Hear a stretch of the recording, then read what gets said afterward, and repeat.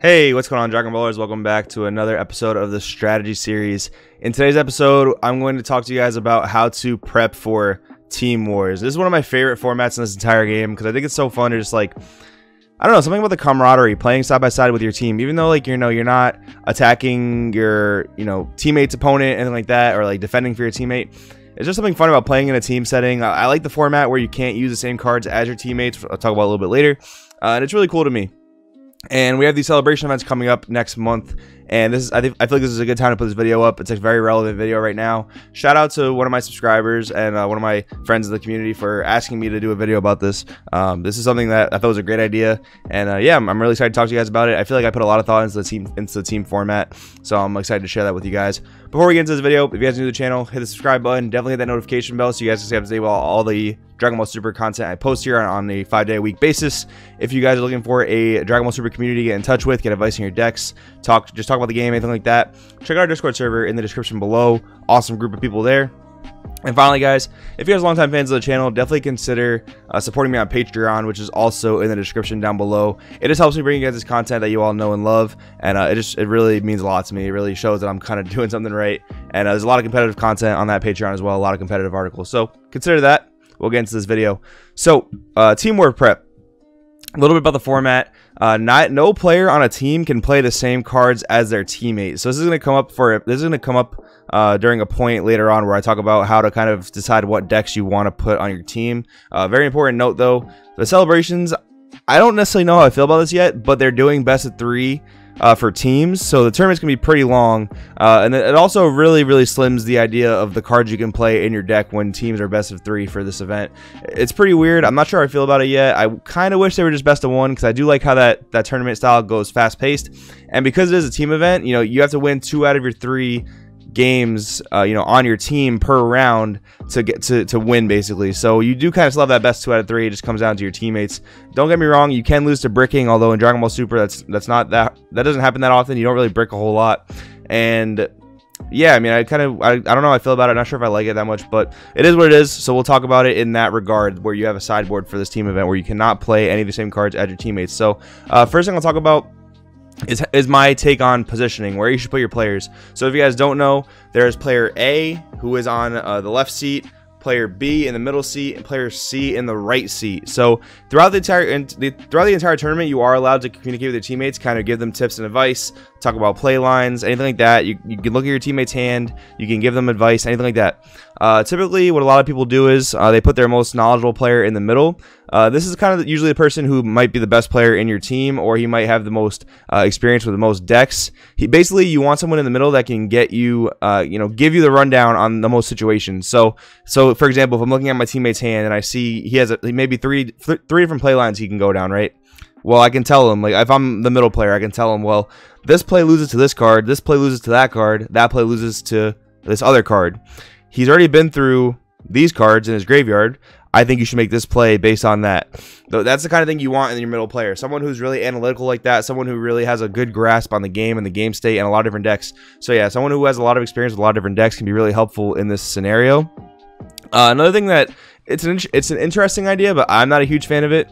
You could put your weakest player in the middle. This way he can get advice from players from both sides.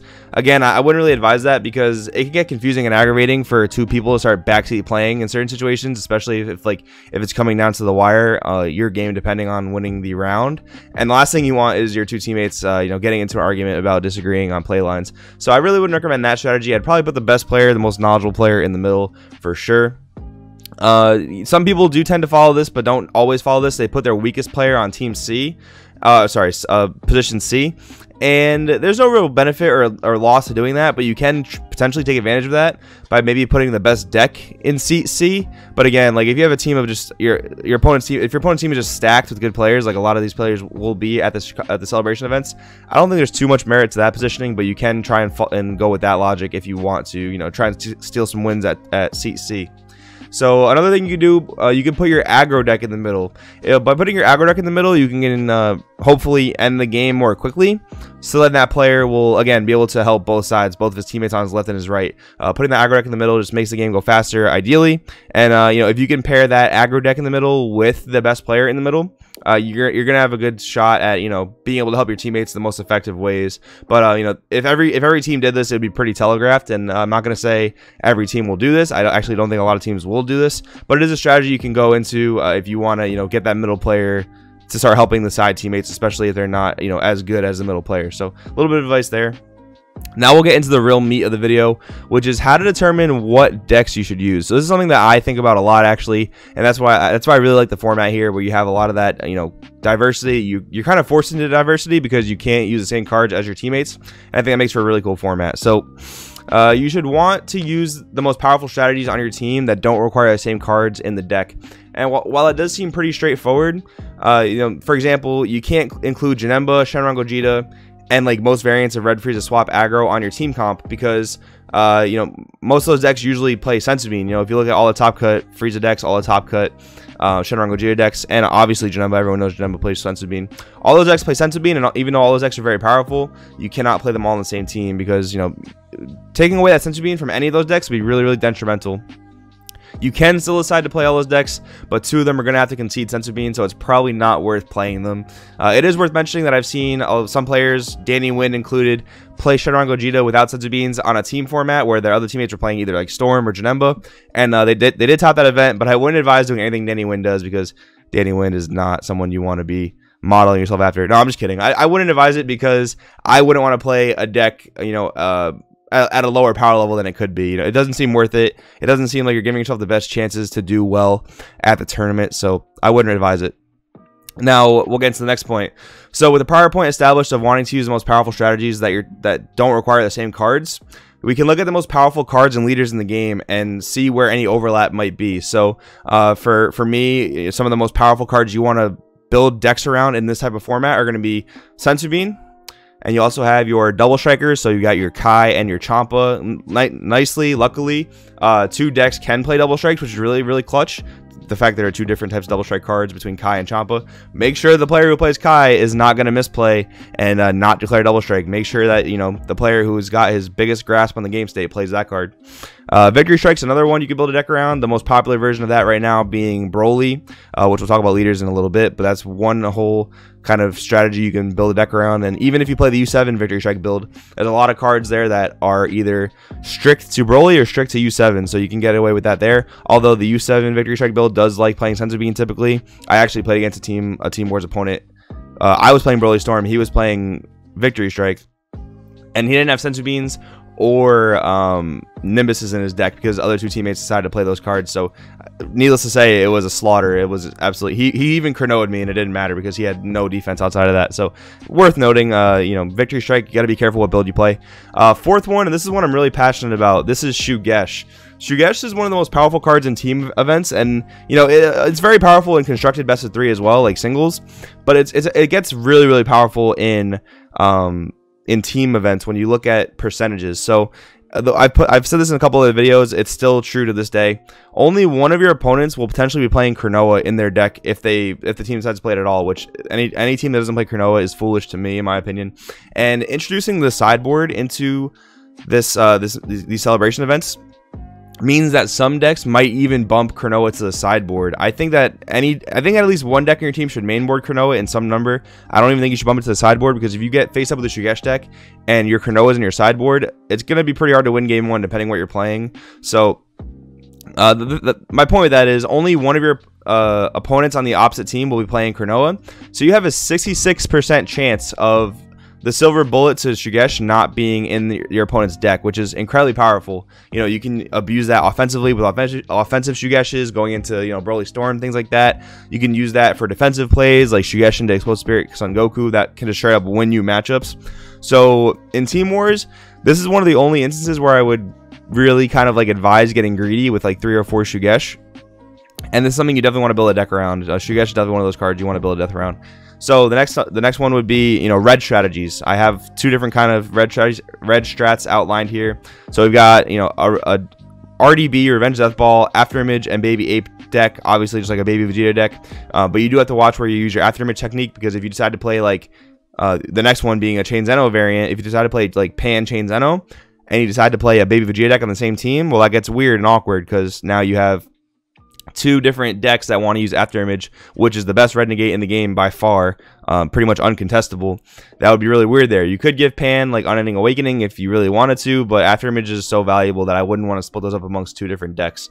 So I would probably just play one over the other, depending on the situation. But that being said, when you take Chain Zeno into account, Chain Zeno is tough to play in team events unless it's Pan. And the reason I say that is you don't really want to be playing red-blue Chain Zeno as much as you want to be playing mono-red Chain Zeno, because then again you lose that Senzu Bean for your Janemba deck or for your Shenron Gogeta deck, things like that. You definitely want to be playing some type of mono-red Chain Zeno in my opinion. And that being said, if you're playing a baby deck as well, you can play Zeno. You can just tech Zeno if no one on your team is going to play Pan. That's another valid option you can do. And the final card I would look to build a deck around, and this is not the the final definite one. There are definitely a couple more out there you can think about, but this is the list that I came up with. The final one would be Gogeta 7. Gogeta 7, of course, is a powerhouse of a card. Shenron Gogeta is a deck. Broly Gogeta is somewhat of a deck. They're basically a Shenron Gogeta, but this is a powerhouse of a card that you want to build a deck around. Again, if you decide to go that Shenron Gogeta route, you're going to be having to, probably take Senzu Bean again, like Danny Wynn has done in the past. You can do it without Senzu Bean. I wouldn't necessarily advise it, but those are the cards, the main deck cards I would look at. And now we can look at the powerhouse leaders and try to include them on your team. So we've got Broly, Haruto-Karn, Vegeta Baby, Shenron, and Pan. Those are just to name a few. Those are the leaders that have been topping events. Those are the leaders that have the most powerful effects. And those are the leaders that are, some more than others, but those are leaders that are generic enough to where you can, reliably make a very diverse team without having to overlap cards. So, what you end up picking, it definitely depends on, what decks everyone on your team is comfortable with, what they've played in the past, what they have experience with. That all factors into it. I wouldn't give someone who's never played a Broly Storm deck before Broly Storm to play. If they're comfortable with Janemba, I'd give them Janemba because they know that deck, they know what they're doing with it, and if I was, half and half comfortable on like Broly Storm and Vegeta Baby, but my other teammate is really big on Vegeta Baby, I would take the hit and play Broly Storm there because I had the best chance of piloting it better than my other teammate who was better with Vegeta Baby. So those are the things you got to take into consideration for sure. It is very possible to build three powerful decks without card overlap. You just need to get a little bit creative. So we'll talk a little bit about side decking and teching properly. So again, we introduced that best of 3 scenario into these celebration events. Not sure how I feel about it, but we do have to prepare for it. So one of the big questions: who gets Cronoa? Again, I just talked about the importance of Shugesh. I just talked about how powerful it is in this type of format. The question is, who gets Cronoa? Well, I'll tell you, and this is going to sound pretty obvious, but I'll explain it. The deck that needs it the most gets Cronoa. Let's take an example here. Let's say two of the decks on my team are Broly Height and Vegeta Baby. Which one of those would you give Cronoa to? Personally, I would give Cronoa to Broly Height, because the Broly Height win condition, if it doesn't have Cronoa, literally loses to Shugesh Kid Goku. So if you play against a deck that plays those two cards, you almost have an unwinnable matchup. And Vegeta Baby, it can be annoying to get your 6-drop Ape Shugesh Kid Goku popped, but you do have an alternative card that you can play that almost acts like a Cronoa in that sense, and that would be Strategies of Universe 7. So if you play those types of cards in this type of deck, you can almost have that Cronoa-esque effect. You can protect your win condition going in for game, where Broly doesn't necessarily have that type of protection. So I would give Cronoa to that deck in that reason. You need to look at these types of scenarios in your deck. I can't tell you every single nitpicky scenario like this, but you need to look at those situations on your team comp and decide, who gets the Cronoa and other side deck cards like that, other silver bullet cards that you need. Which deck needs it more? Another point I have: if your deck has a lot of built-in removal, make sure someone else is either sideboarding or teching or mainboarding the Dimensional Banisher Foos or the Mass Sand 5-drops. Kind of obvious again, but if your deck has a lot of spot removal, don't hog all the spot removal. If your deck has a lot of draw power, don't hog the Scientist Foos or anything like that. You want to diversify the ceiling and possible play lines and answers of each deck so that you have the best possible shot of winning each matchup. If a deck doesn't have a lot of inherent removal, you want to give it that inherent removal so it has a good shot of winning. So I'll give you an example team comp that I would come up with.